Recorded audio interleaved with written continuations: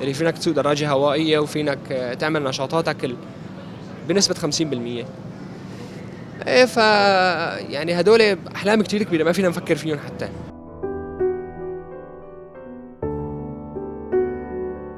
استعطاف الناس بين قوسين انا ضده بشكل.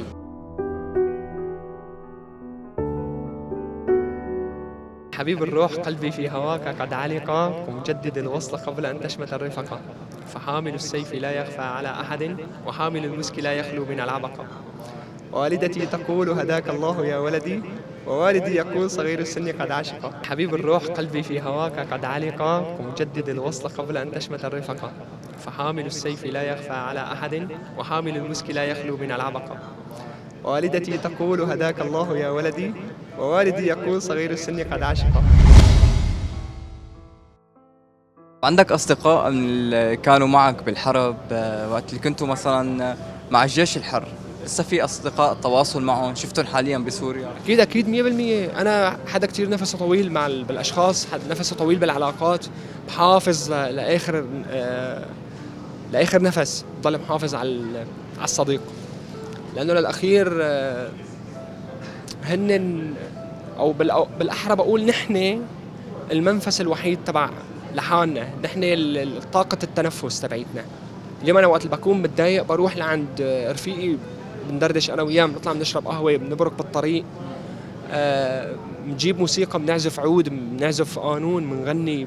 نحن حلبية، عندنا خبرة بالطرب. حلب أهل شو بيقولوا؟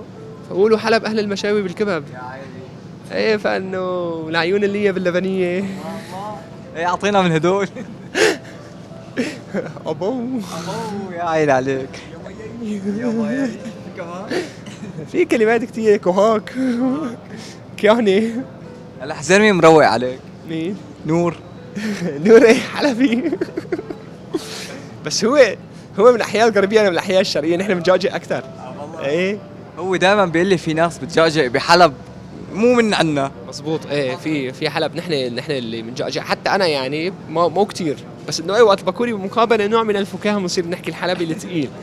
بس لا، نحن مثلا ايام الاذاعه ما بنستجري نجاجئ، بدنا نحكي اللهجه البيضاء. خلص المستمع ايا كان بده يفهم عليك. بس بدي احكي معه بالحلبي اقول له كيهني بتجيني حمصي ما عارفانا، مشكله هي. بدنا نفتح له قاموس. ويعني كان حتى عندي جبت مره كتاب اسمه اصل اللقش الحلبي.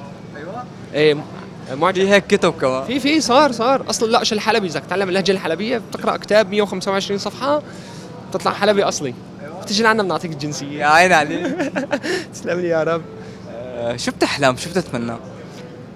والله شوف، هلا هي الاحلام لا تتطابق مع الواقع، بس اليوم اي انسان بحاول انه يسعى، طموحه بضل كبير اكيد. اليوم بالنسبه لنا الوجهه هي اهم من الوقت. اخترعوا البوصله قبل الساعه. الهدف هو اهم من الوقت. مش قد من كان الوقت طويل، الهدف انه الواحد يوصل. انا بحلم انه يكون في عندي، خلينا نقول لك، بيتي الكبير، مساحه كبيره اللي فيه مكتبه، اللي فيه شغلاتي اللي انا بحبها، يصير فيه هيك طاوله بودكاست لحالها، ندردش انا ورفقاتي وننشر على انستغرام. يعني واحد يكون مرتاح ماديا، هو اهم شيء، وبنفس الوقت يكون البلد فيه امان. هي شغله ضروريه. انا ايش قد من كان معي مصاري وما عندي امان، ما فيني اطلع بالليل اروح مشوار، هي صعبه يعني للامانه. كصحيا هذا الواقع ما فينك تغير فيه. شو بتحلم صحيا؟ هلا ما في ممكن عمليه زراعه اطراف هلا في بمبالغ جدا ضخمه. يعني اليوم زراعه الايد بتكلف $100,000. زراعة الإجر الحديثة بتكلف بين $50,000 ل $70,000. هي الأطراف صناعية. هي الأطراف الصناعية الذكية اللي فيها تتناسب مع الحياة بشكل عام، اللي فينك تسوق دراجة هوائية وفينك تعمل نشاطاتك بنسبة 50%. ايه يعني هدول أحلام كتير كبيرة ما فينا نفكر فيهم حتى.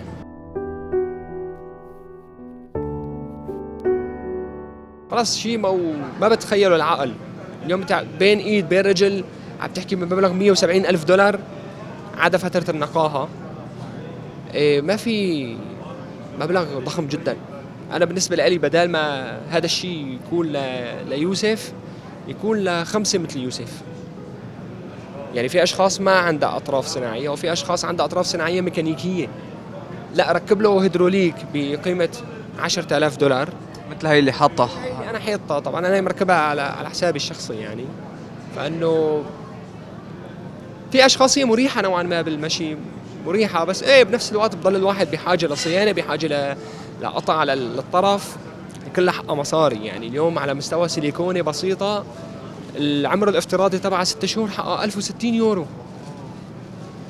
ألمانية، توسع عليها من ألمانيا وبتطول أسبوع 10 أيام لبين ما توصل.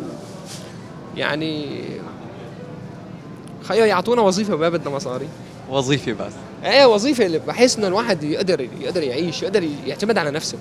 اليوم انا وقت بكون موظف وعم بيجيني راتب منيح، مو راتب الحد الادنى طبعا، لانه نحن اليوم بسوريا اقل عائلة بدك $300 لتعيشك، تحت الوسط، ما بدي اقول لك فوق، ما بدي اقول لك الوسط، لانه الوسط $500 تكاليف العائلة ال5 أشخاص.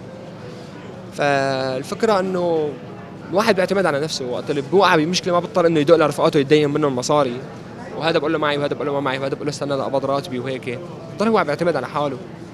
بالاضافه انه يكون في منح، مثلا تفكير شخصي انا لا اطالب فيه اي حدا، يكون في منح لهدول الاشخاص ذوي الاحتياجات، بحيث انهم يفتحوا مشاريع. يعني خليني اقول لك، كل شخص مثلا $5,000 بيفتح له مشروع محترم نوعا ما، بعيش منه، بدخل منه دخل منيح على كل المحافظات السورية، ولو مو بس حلب تحديدا، لا كل المحافظات. يكون في منح طبية مثلا، يكون في علاج مجاني، مواصلات مجانية مثلا. أنا هذا الشيء بريده بدولتي، بريد وقت بدخل على مشفى أتعالج يكون في موظف ذوي احتياجات بارك، حاسس بالمسؤولية تجاه حاله، تجاه أهله، تجاه عائلته. لأنه للأخير نحن في عنا شغلة بالمجتمع السوري، هي للأسف شغلة ما منيحة أبدا، أنه اليوم ذوي الاحتياجات خاصة بفكروا أنه هو إنسان عاطل عن العمل، وهو إنسان ما فينه يعمل أي شيء. نحن بالنسبة لنا لا، حدا كتير جبار، حدا كتير بحب يعتمد على نفسه، عنا الفكرة بس ما في عنا الأدوات. فكرة كلامك هذا غير الفكرة بشكل كامل. كتير ناس بنشوفهم بالطريق نحن وضعهم مثل وضعك، بس عم نشوفهم مثلا ما عم يسعوا، فاقدين الامل، قاعدين ممكن يكونوا عم يشحدوا يعني، او عم يستعطفوا الناس. انت حاليا غيرت. بالضبط. اليوم صديقي انا بالنسبة لي استعطاف الناس بين قوسين انا ضده بشكل.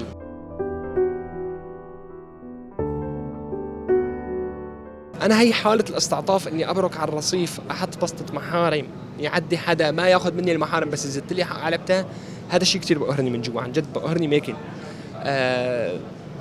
الفكرة انه نحن لازم نعتمد على حالنا، نغير هاي الصورة النمطية للناس، نغير هاي الصورة النمطية للمجتمع. انا اليوم بدي اروح على عائلة، ادق الباب، بدي اتزوج، ما يقول لي انت كيف بدك تعيش بنتي، يعطيني، لانه هو يعرفني اني انا موظف، عم بشتغل، راتبي جيد، في إلي تأميناتي الصحية من الدولة، في إلي حياتي مأمنة من دولتي. بتركيا في عندهم شغلة حلوة، إنه ذوي الاحتياجات خاصة هو حدا كتير طبقة عالية، حتى لو كان ما قبل الإصابة من طبقة جدا متوسطة، لا هو بيطلع له بيت، بيطلع له سيارة، بيطلع له راتب ممتاز، مو جيد، لا ممتاز. هلا أنا في عندي شيء دائما بقوله، إني أنا حياتي ما وصلت لهون بطريقة سهلة جدا، لا أنا تعبت كتير، طبيت كتير، بس دائما بقول لهم إني أنا برجع بوقف على رجل من لحم وعظم ورجل من حديد، والحديد أقوى. الله أكيد. إيه، فإنه نحن ما فينا نستسلم للأفكار التقليدية، طوق العادات والتقاليد ما فينا نلبسه، لا إما رح يضل يخنقنا هذا الشيء. أنا بحترم الحلال والحرام، بس ما فيني العادات والتقاليد نوعا ما أنا ما بتناسبني أبدا، ما بناسبني هذا الجو. حدا أنا بحب يشوف الحياة، نحن نحب الحياة إذا ما استطعنا إليها سبيلا. بتمسك جدا، بتمسك بهي التفاصيل البسيطة. أنا حدا ميال للشغلات الأنتيكة، ميال للشيء القديم، ميال للطرب القديم، ميال لصباح فخري، وميال لأم كلثوم، وميال لعبد الحليم، وميال لميادة، أكثر من إني أكون ميال للشامي. هلا عفوا دي مواليدها 96. جيل التسعينات يا أخي، ما في منا نحن. 90 بائس، 90 حضران زائد واحد. حضران الثوره السوريه وحضران كورونا وحضران الزلزال ونافد منهم باقل الخسائر. هلا وصلنا للنهائي. وصلنا للنهائيات هلا. ايه هلا ضل بس نشوف دراكولا ونطلع خالصين بلكي. تكمل معنا ايه يعني انه خلص بس يطلعوا لنا الديناصورات تكون امورنا جيده. هون هيك ختمنا كل شيء. ختمنا كل المراحل، نتاهل على النهائيات بقى بصير في بيجي نيزك بقضي علينا. هي القفله ايه والقفله انه هيك بوجه رساله لذوي الاحتياجات الخاصه وللمجتمع بشكل عام، بقول لهم انه نحن لا تستهينوا فينا، نحن عن جد حدا جبار ميكن، ونحن قد حالنا قد وقتنا، اعطونا الادوات واتركوا الافكار علينا. للاخير نحن معجزه ولسنا عجزه.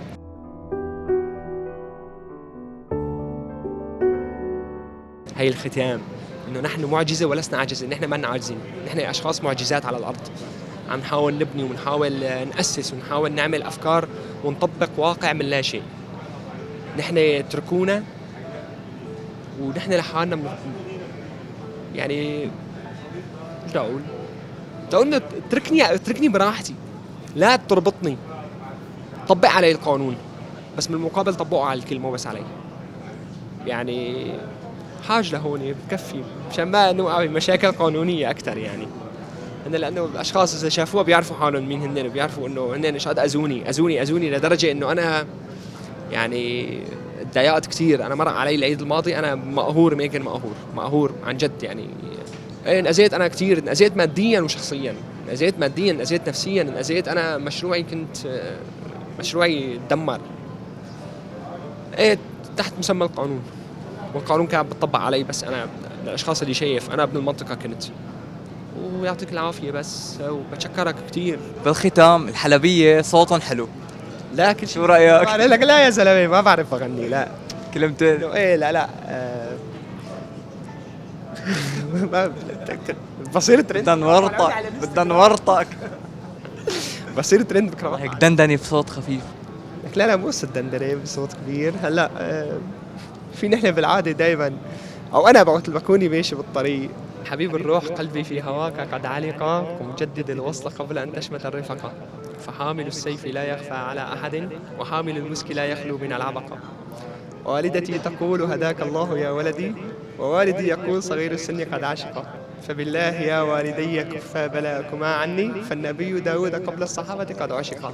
الله بس يعني هذا أنا قلت لك أنا ما بعرف أغني، أنت جبرتني عليها. يعني إذا أطلع ترند على الانستغرام أبوس روحك بالحلبي. خلي لي إياك أبوس وجهك أنا. نورتنا وشكرا كثير لك. خلي لي إياك، عم نستناكم زيارة بحلب، نروح على القلعة ونغني القلعة وبوبا وسورة والأزداير ميدورة. وناكل كبه بسفرجليه والليه باللبنيه وطنجان على كيفك وبنجان مجعجع باللبن. هدول هن